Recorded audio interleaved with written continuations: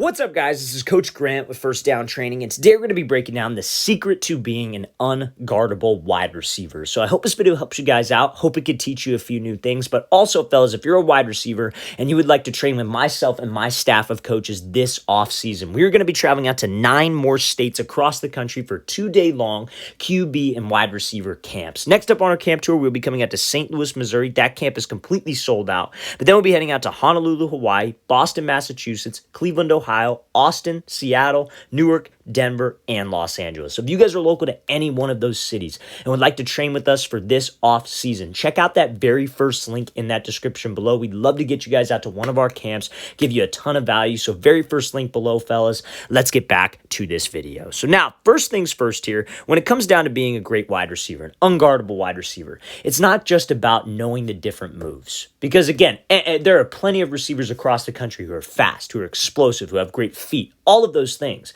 But they can never execute that in a game because they do not know when to do those types of moves. And that's what we're going to be discussing today. When to use certain press releases and when to use certain moves at the top of the route. And it's all based on the DB's coverage. So we're going to look at this route here from Davante Adams, and it is going to be a slant route.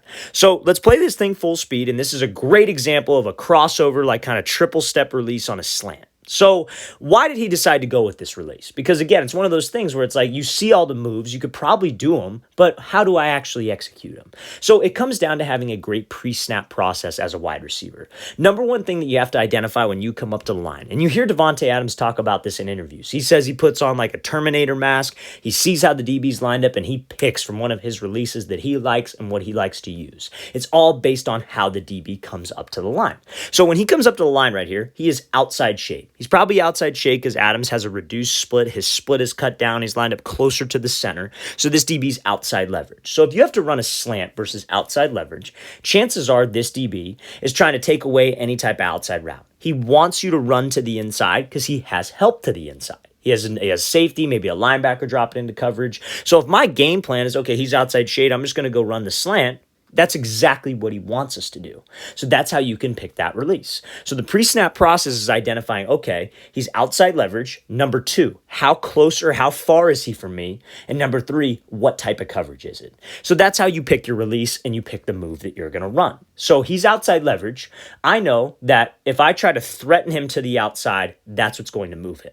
Separation on a route is all about giving your quarterback space, but also being able to get that DB to move. So the best course of action to get him to move is to threaten him to the outside where he doesn't want me to go. But now, since the second part of my pre-snap process was how close or how far the DB is from me, that might change a few things. Because you watch how Davante Adams, when he comes off the line, he closes space. He takes these 2 quick gather steps, and then he throws that hard crossover fake to the outside. That's the step that threatens his leverage. That's what makes it look like he's running a fade and gets that DB to hesitate or just honestly stop his feet. That's all we really need him to do. However, why did he close the space? Because that's what you have to do with the DB who's a yard off, maybe 2 yards off. If this DB was walked down right on the line and press, he wouldn't need to do that. He would just take that single hard step, get him to widen, and then take the inside release to run his slant. But because there's cushion, if he would have just taken one hard step right here and let's say the DB jumped, he still has to get to about 5 yards to run his slant, to run his in route. Or if you have to run something deeper, you still got to get to like 10 to 12 yards. So that gives the DB space to recover. So that's how you guys pick your releases. It's all based on how the DB is lined up. So when he's outside leverage and you have an inside breaking route like a slant, we want to attack the leverage and close any type of space and take what he gives me with the inside route. So I'm going to play this again full speed, and then we're going to show another slant route that you can run versus a different type of press look. Because again, you can't be one-dimensional as a wide receiver. You can't have only one release, 2 releases for one specific route. You need to have a plan for every single coverage look that you will see. That's why people get it wrong. They learn all these different releases. They're getting all this different information from a million different coaches, but they never know how to actually apply it and what works best for them because they've never actually mastered the skill. You want to keep it simple. There are a million different ways to get open on every single route, but it's based on what you're comfortable with, what you're good at, and how you can use that versus a specific coverage. So we got A.J. Brown here. This is a route from the Super Bowl, and he's got inside shade press coverage, but he has to run a slant. So could he do that same release that Davante Adams did? A little triple step fake to the outside and then cut underneath. Probably not, right? Because this DB, when he's inside shade, is trying to prevent the inside route. He does not want us to run a slant. In that last example, that DB was cool with us running a slant. He didn't want to give up the fade. So I didn't need to get him to flip his hips. I didn't need to turn him around and be able to slip underneath. But in this specific example, I do. So let's play this thing full speed. He decides to go with something called a diamond release here. So I'm sure most of you, if you're familiar with this page, have heard of a diamond release before. So a diamond release is where you take 3 hard steps at a DB's outside shoulder and outside hip, trying to make him think that you are running a fade.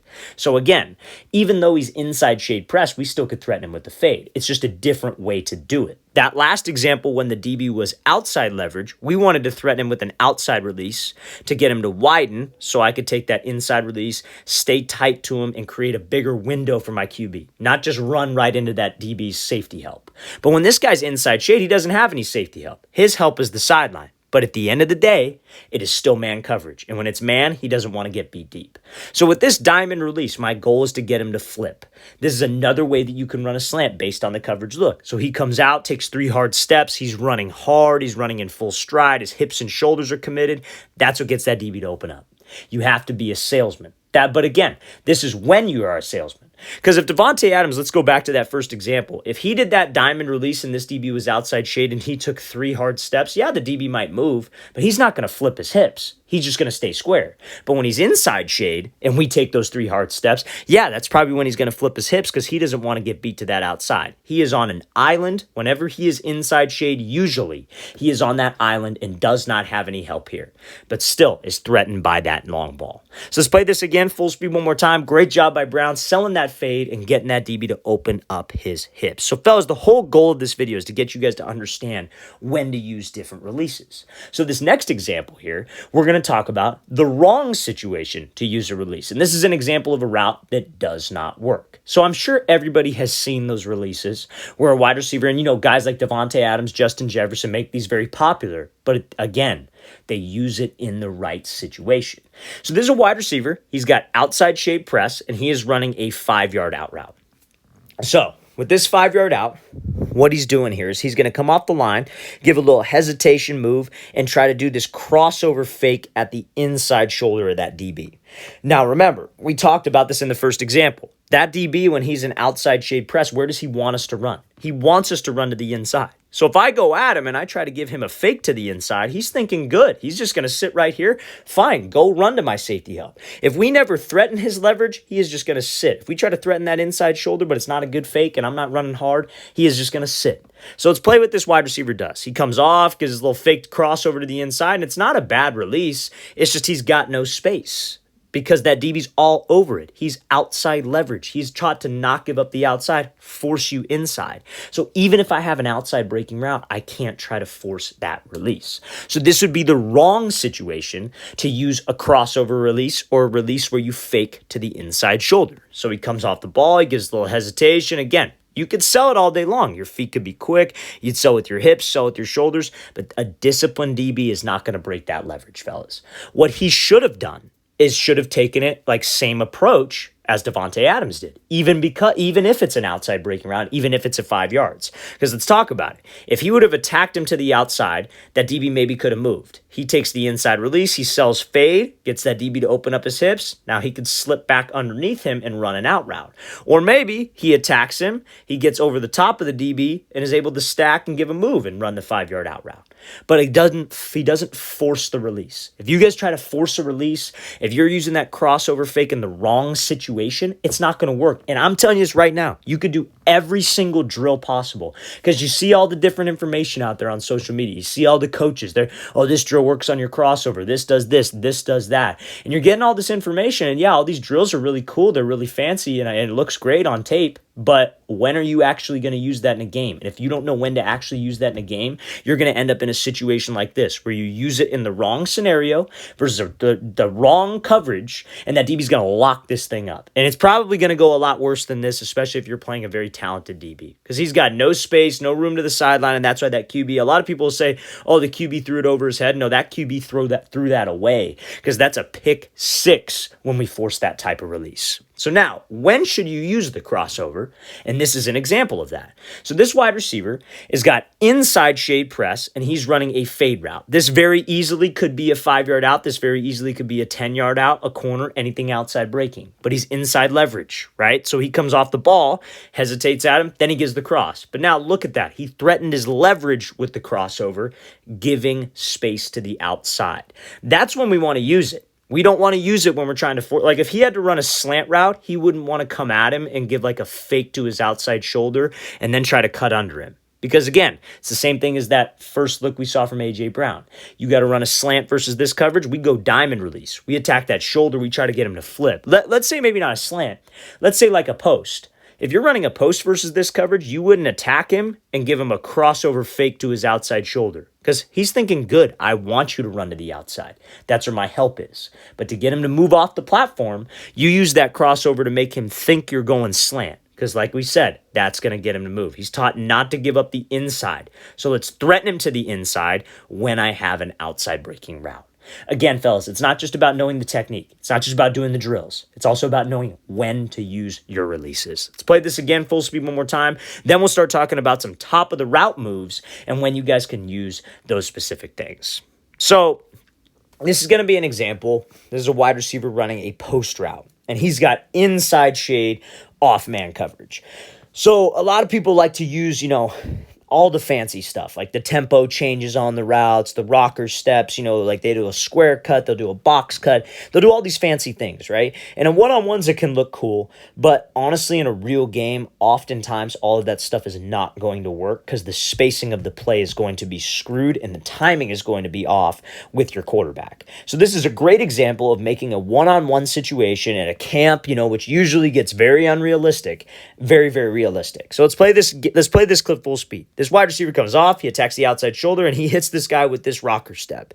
Now, again, you see how the quarterback was very late on this, but he should have thrown this thing probably right about here. And if you're running a post route, let's say this, you're running a post route from the top of the numbers, you should be catching that thing probably before the hash, I would say. That's when that ball should be out. But again, quarterback was a little bit late, threw it late over the middle. But in a real game, this type of route would fly because this is when you should use those types of moves at the top. So he's got inside shade off man.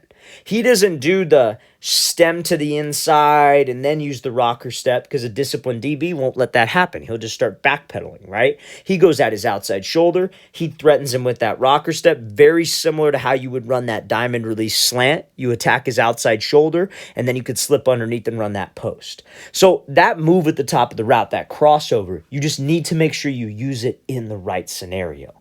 You don't want to be that guy that uses this like that'll run up, like let's say, for example, this DB is like, let's say he's inside shade and you have to run like a, let's call it a fade, for example. You don't want to be that guy that if he's inside shade and running a fade that you just take off and go run. You have to be able to give him something to the inside. So you're running that fade, you want to attack him, and you want to give him that rocker step to the inside to get him to move. That'll help you slip back out. This DB's inside shade, you got to run a 10-yard out. You want to attack him, give him that rocker step fake, and then break out. You don't want to be that guy that if he's inside shade and you run a 10-yard out, you run up and then give him a rocker step, but you're running just at his outside shoulder. You have to know when it's going to work against specific leverage situations. So if he's inside shade, he's taught don't give up the inside, don't give up the post, but he still can be threatened by that fade, as we know based off of that inside shade press look we looked at from A.J. Brown. So this is when you could use the rocker step. You attack him, you close that space, you make him think you're running that out route, that post route with that head and shoulder fake, and again, you keep spacing. You're not stemming this DB way inside to get him to keep his leverage, and this is a realistic situation. So fellas, like I've said a million times in this video, because everybody loves to work the drills for this top of the route move, but when do we actually use it? If you don't know when to use it, you're never going to use it. I've seen it a million times. I've seen receivers over and over again.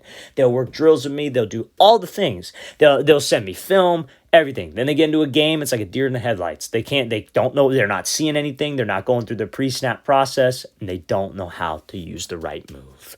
All right, fellas, I really want to thank you for watching. I really appreciate it. If you have any questions at all, don't hesitate to leave those in the comment section below. Always appreciate the feedback. It's always great to hear from you guys. And again, fellas, if you would like to come out and train with us in 9 different states this offseason that we will be coming out to, all that information is on that very first link in the description below. We'd love to have you out to one of our camps. I'll see you guys next time.